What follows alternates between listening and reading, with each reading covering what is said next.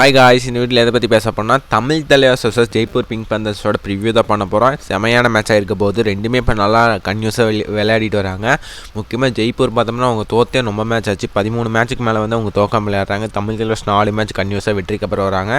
தமிழ் தலைவாஸ்க்கு ஒரு முக்கியமான போட்டி. வீடியோக்குள்ளே பார்க்கணும், மறக்காம சப்ஸ்கிரைப் பண்ணி பக்கத்துக்கு பெல்லைக்கன் கிளிக் பண்ணி வச்சிங்க. வாங்க வீடியோக்குள்ளே போகலாம். தமிழ் தலைவாஸ் பொறுத்தளவுக்கு வேற லெவலில் விளையாடுறாங்க. தொடர்ந்து 4 போட்டி வெற்றி. அந்த புனேரிக்கு அப்புறம் நல்லா அந்த கான்ஃபிடன்ஸ் வச்சு பேக் டு பேக் வெற்றிஸ் எடுத்துகிட்டு இருக்காங்க. இப்போ நம்ம 7வது இடத்துல இருக்கோம். பட் இன்றைக்கி ஜெயிச்சா கூட அந்த 7வது இடத்துலையே நம்ம கன்டினியூ பண்ண முடியும்.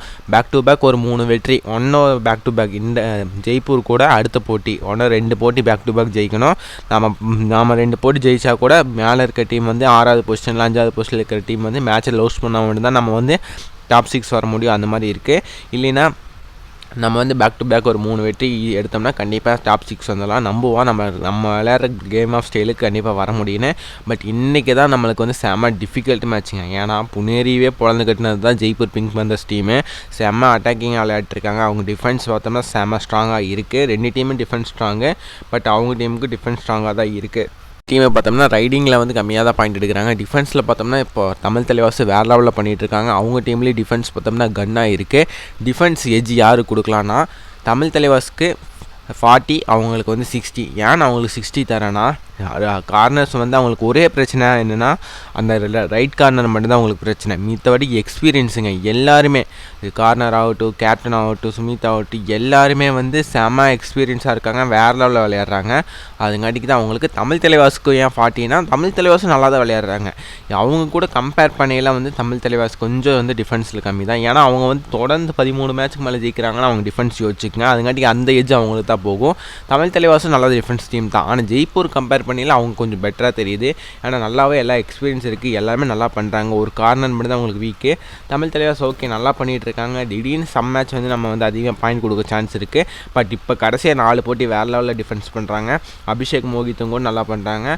நம்ம கவர் கம்பேர் பண்ணியில் அவங்க கவர் ரொம்ப பெட்டராக இருக்குங்க. அந்த ஈரான் பிளேயரும் மற்றும் அந்த சுமித் நல்லா பண்ணிகிட்டு இருக்குங்காட்டிக்கு அந்த ஏஜ் அவங்களுக்கு போகுது. ரைடிங் ஏஜ் பார்த்தோம்னா அவங்க டீம் ரைடிங் பொறுத்த அளவுக்கு அர்ஜுன் தேஸ்வால் வந்து மட்டும்தான் மெயின் ரைட்டு. நம்மளுக்கு வந்து Narendra Ajinkya power.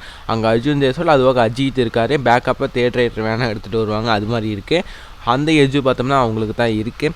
Winning percentage பார்த்தோம்னா 50-50 தான் நான் கொடுப்பேன். ஏன்னா 2 டீமுமே வந்து ஈக்குவலாக நான் கன்யூஸாக 4 செம கான்ஃபிடன்ஸில் வராங்க. நம்ம வந்து பெரிய டீமெல்லாம் நல்லாவே விளையாடி இருக்குது இது வரைக்கும்.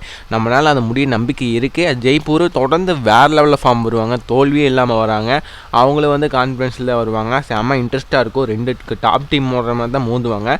தமிழ் தலைவாஸுக்கு எந்த டீமுக்கு ரொம்ப முக்கியம்னா தமிழ் தலைவாஸுக்கு. ஏன்னா அவங்க வந்து இந்த மேட்ச் தோற்றா கூட அவங்க டாப் 2ல் முடிச்சிருவாங்க. ஜெய்ப்பூர் அந்த மாதிரி விளையாட்டுருக்காங்க. அது பாயிண்ட்ஸ் ஏற்கனவே நிறைய எடுத்துட்டாங்க. தமிழ் தலைவாஸுக்கு ஒரு முக்கியமான போட்டியாக இருக்க போகுது. நம்ம இந்த மேட்ச் ஜெயிக்கணும்னா அர்ஜுன் தேஸ்வால் உட்கார வைக்கணும். அவர் உட்கார வச்சா போதும். அஜித் இவங்களாம் அந்தளவுக்கு செகண்ட் ரேட்டு தேர்ட் ரேட்டெல்லாம் அந்தளவுக்கு ஃபார்மில் இல்லை. அர்ஜுன் தேஸ்வால் மட்டும் உட்கார வச்சா அவங்க டீமோட டிஃபென்ஸ் ரைடிங் காலி. டிஃபென்ஸில் போய் நம்ம முடிஞ்ச அளவுக்கு போனஸ் போட ட்ரை பண்ணணும். அதே மாதிரி நம்மளுக்கு கிட்ட இருக்க லெஃப்ட்டுக்கு எல்லாருமே லெஃப்ட் ரைட்டர் தான். ரைட் கார்னர் அதிகமாக அட்டாக் பண்ணலாம். ஏன்னா அங்கே தான் அவங்களுக்கு ஒரு வீக்னஸ் இருக்குது. இது மட்டும் நடந்தால் போதும். தமிழ் தலைவாஸ் கண்டிப்பாக இந்த மேட்ச் ஜெயிப்பாங்க. டாப் 6க்கு வர முயற்சி செய்வாங்க. உங்களோட கருத்து என்னன்னு கமெண்ட் பண்ணுங்கள். இது மாதிரி தமிழ் தலைவாஸ் வந்தால் இன்றைக்கி ஜெயிக்கணும், என்னென்ன பண்ணணும் ஸ்ட்ராட்டஜி கமெண்ட் பண்ணுங்கள். இந்த வீடியோ பிடிச்சா லைக் பண்ணுங்கள், ஷேர் பண்ணுங்கள், மறக்காமல் சப்ஸ்கிரைப் பண்ணுங்கள். தேங்க்யூ ஃபார் வாட்சிங்.